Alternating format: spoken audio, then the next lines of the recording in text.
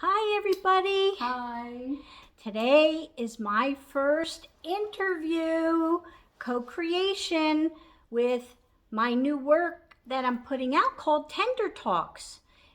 Spirit invited me to start dialoguing with people who are bringing their purpose forward and becoming a life enhancer and bringing their gift out. So today, my first talk is with my friend Debbie Taubenslag. And Debbie is just finishing up a beautiful book called No Stone Unturned. How my special needs child and I transformed against all odds. And the bottom line with Debbie's son, who is 36? Well, no, he's 35. 35, is that she used all types of alternative healing modalities and visionary work and all kinds of affirmations, all the energy medicine modalities to bring him and continue to invite him to his full potential. That's true. That's true. It all started because I gave birth to a very premature little baby, and I was told that if he survived, he would have severe cognitive delays and he wouldn't walk because of cerebral palsy. And they just gave me a terrible prognosis. And I was told I could never have children. So here was this beautiful gift from God, and it was such a surprise, and it really was such a gift to me when I learned that I was pregnant. And I just thought, oh, I can't accept this. There has to be another way. Right. And I remember when Albert Einstein used to say that we only use something like a small percentage of our brain. Yes. So I was on a mission to untap the unused portion of his brain. I did all the traditional route, of course, early intervention and infant stimulation, and it helped. Right. But I saw when his legs, they were so tight, and he would be responding to my touch, and it would soften up. And I realized, oh my goodness, I have to go to massage school. And then even in the neonatology unit, he was surrounded by all these tubes and wires, and for 3 months he was there, and I would just massage him because I couldn't get near his body, but I didn't even realize that I was working, with the energetic field, and his heart monitor would go down, and his breathing rhythm would just you facilitated his inner physician, Yeah, just yeah. the basics. Okay, and you started that just naturally. And tell us a little bit more with each of, tell us what, I know you told me a story that they said he would never walk. Yes. He would never amount to, maybe a vegetable state at that level. And I remember you saying, but that's not my vision of my son. My vision was very different. Yes. So tell me a little bit Yes. about that. Well, the mind, like I said, is so powerful. My son never heard, you're never going to walk. He always heard, of course you're going to walk. And even, my husband Dominic, he worked with him to do stairs and we just never gave up. We always were his biggest cheerleaders. So the mind, because we had this vision for him, he had this vision for himself. Exactly. You kept tapping into his potential at each level. Exactly. And the spiritual aspect. When he was 3 years old, he had trouble telling me about his dreams, so I said, draw it. So he used all different kinds of crayons, and it just looked like a Scrabble mess. Right. And Scramble, I should say, not Scrabble. Right. And I asked him, I said, what does this mean? He just looked at me very matter-of-factly, and he said, well, everybody's God. And I said, he's 3 years old, who are you? They're the truth. It's the truth. And all the colors were all the different people in the world. And that's what he told me. Wow. And it was just something that he knew. So close to source, yeah. Yes. It's always the truth.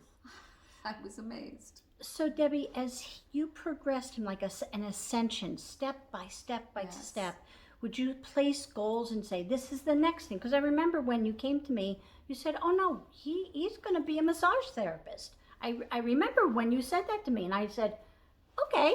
And I remember when you said, oh, no, he's going to go out and get an apartment and we're going to make him independent living. Yeah. So with each of those steps that you made to help him to become independent, did a vision come in from spirit? Did you pray? Were your guides showing you what to do? How did this manifest? Or did you just tap your inner knowingness? I think it was all of the above, what you just said. Okay. I did quite a bit of spiritual hypnosis with him. Oh boy. And the spiritual hypnosis, we're in hypnosis throughout our day. Yes. Every time we're driving and we miss our turn because we're fantasizing and thinking about something else. Right. We're in an altered state of consciousness. And when we're in that altered state of consciousness, we're able to tap in to our higher source, our God source. So I just use spiritual hypnosis because I just say, go where you need to go, wherever that may be for your highest good. Right. So he went into a series of past lives, but he went into the life between lives state many times. He went into a body selection room and he found out why he chose this particular body with these particular issues. And that was the day he realized the importance of his mission and what he needed to do. So we worked together as a team. Yes, absolutely. And you profoundly put that out in the book. Yes, I did. Yes, I did. I wrote this book because I read so many comments on blogs and parent support groups. There's such fear and loneliness and isolation and sadness and frustration, and these parents are desperate for hope. Yes, they are. I'm not anything special. I was just willing to trial anything, and we trialed a lot. Everything from different cultures and centuries and belief systems, and yes. You know, we just didn't give up. And some of them were laughable, and some of them were really wonderful, Yes. and some of them worked better than others. Yes. So you know, we just kept going, and I'm still searching and doing. Of course. Because my son, you know, with the massage therapy you mentioned, he realized that because he was receiving so much massage, but he was also receiving energy work, and he realized that he loved energy work. So now every family gathering, you know, people put timers because they want him to do energy work on and massage both, you know, because he's able to remove pain, both emotional and physical pain from others, and it's quite profound, and he loves that. He just loves being needed. I think we all do. Oh, I think that's just a common core thing of our humanity. You know, people who need people are the luckiest people in the world. And so, Deb, you know, as this, you're going to be launching this book, and this book it could be such a tool and a guide for other parents with all children. Yes. Especially special needs with different cognitive and physical issues. And you really brought in how energy medicine techniques have helped and the other parenting tools that you've helped. So what would you say to a parent if they were interested in your book? I would tell them that it's being launched and it'll be available on Amazon in both e-reader, Kindle, as well as in paperback on January 17th, 2021. But I do want to say it's, of course, I put in all the different techniques and tools that we've used and then some. Exactly. But I also spoke very truthfully about the raw pain that I felt and the isolation and the transformation that I went through. Yeah, your inner healing, right? Yeah. Of your inner child. Absolutely. Even, right? Yeah. You know, by helping him, I helped myself. Yes. You healed parts of yourself I certainly did. Because he probably showed you some of your shadow. Yes, he Did your did. kids show you your shadow? Okay, anyway, sorry. It's so true. It's so true. You know, the people that we love are our greatest teachers. That's right. They show us the good, the bad, and the ugly. Yeah, they're always a great mirror, aren't they? Yeah, they are. Well, that's wonderful. And Deb, what else can you say? Like, right now, Nicholas is, you know, his level now, because I remember when we talked, he was starting to go and get into being a support advocate. Well, he's 35, and he's just expanded beyond my wildest dreams. You know, he still has some issues, and that's okay.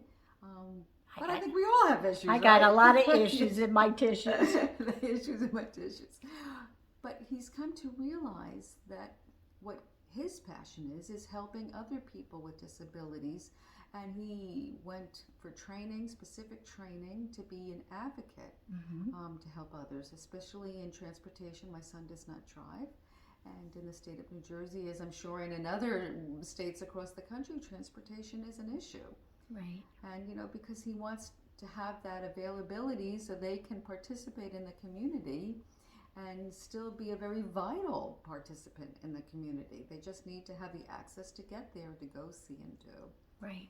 And he's very involved in that. Wow, that's really stepping up. And he's talked to some senators and some legislative people to help open doors for legislation. That's right. You know, and it wasn't easy for him with regards to growing up. He was bullied and he was very isolated. He didn't have any friends. So he's not afraid of rejection. When you experience rejection your whole life, right? You know, then he was just, I have nothing to lose. Exactly. So that's why he's decided to really step up and help. So his advocacy work right now is his top tier that he's stepped into now. Absolutely. Okay. And this book, tell us what you'll be doing, you know, with this book, with him and with yourself. Well, this book, I don't know if you can see, and it's I just have an author's release copy. It's not out yet. It's for me to edit, you know, to make sure to get all the typos are gone. Right. You know, we just want to be able, I mean, I have a website, but I'm connecting with other people to interview them with their personal stories of inspiration and what they did to move mountains and produce miracles. Because I think it's important. More people, especially today, it's in epidemic proportions. How many people have autism and Down syndrome and there's just so much. It's crazy. And we're all here to help each other. That's right. And this is right. This is right now your passion that you were guided to in the beginning of this pandemic to sit down and put this magical book together. I think I was nudged by my father in spirit. Yeah, because I started it when I started reading, because I'm very active in parent support groups. And the devastation really hurt me, because I thought, I can't be the only one who's just lucky. It wasn't lucky. It was a lot of hard work. Yeah, consistent visioning. That's right. Vision his full potential. I had to open up my eyes and open up his eyes to other options, what's out there. Yeah. And to not buy into what limitations. The medical society, he says, this is what it is. Yeah. I mean, you know, they were programming. You know, thank goodness I didn't buy into their programming. Yeah, it's the key. It's huge. Never get labeled by anybody, because you have your own inner awareness of what you can do. You were his visionary. Yes. Okay, this is perfect. Well, what I am going to do, because Tender Talks being the first one that you're my wonderful guest, is Tender Talks is about taking our spiritual heart and making, you know, connections with life-enhancing opportunities and sharing. So I'm going to be going to people with their purposes. This is a first beautiful purpose because it touches so many people's lives. And I will list when I post it today, and I'm going to post it right before the book comes out. I'm going to give you all of Debbie's information. So if you know of a mom or you have a family member, please pass it on. Debbie's very available to even connect with anybody as a support guide and sharing of her journey. So we will list all of that in this post on Facebook.